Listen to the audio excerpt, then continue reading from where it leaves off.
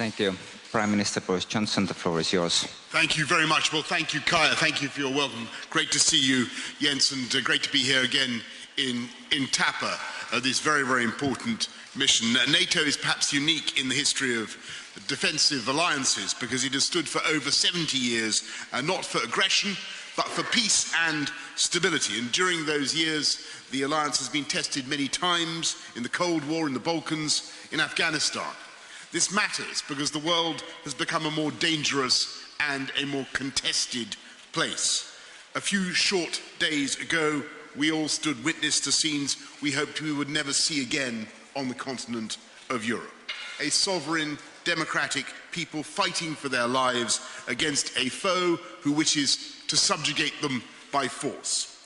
As we realize the terrible extent of President Putin's ambitions, the world has been rightly united in praise for the valor and bravery of the Ukrainian people, led by President Volodymyr Zelensky.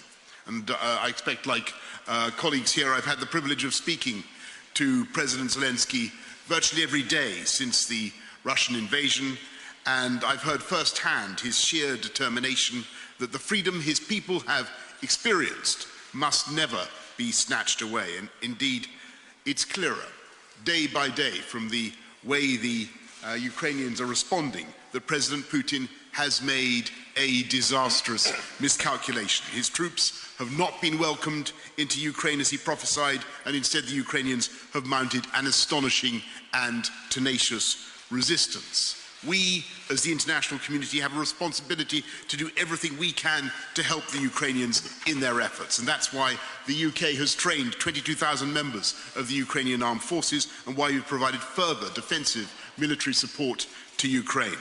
And we have a responsibility to all Ukrainians. That's why the UK has provided £140 million in humanitarian aid to Ukraine and to the region. It's why we've deployed both humanitarian experts and hundreds of military logistics experts to Ukraine's neighbours to help them shelter those seeking sanctuary on their shores. And it's why we've announced the first phase of a bespoke humanitarian route for the people of Ukraine to come to the UK. It's also why, alongside allies across the world, the UK has swiftly executed the biggest package of sanctions ever imposed against a G20 nation.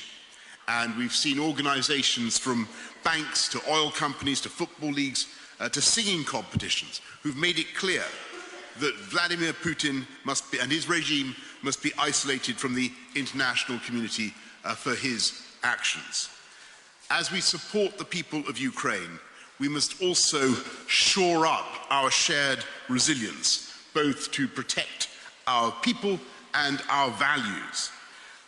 These are nothing more than defensive measures, which have been the essence of NATO for more than 70 years. And I want to be crystal clear, finally, on that point. We will not fight Russian forces in Ukraine, and our reinforcements, like these reinforcements here in Tapa, are firmly within the borders of NATO members, and they are profoundly the right thing to do. Thank you all very much. Thank you. Secretary General Stoltenberg, please.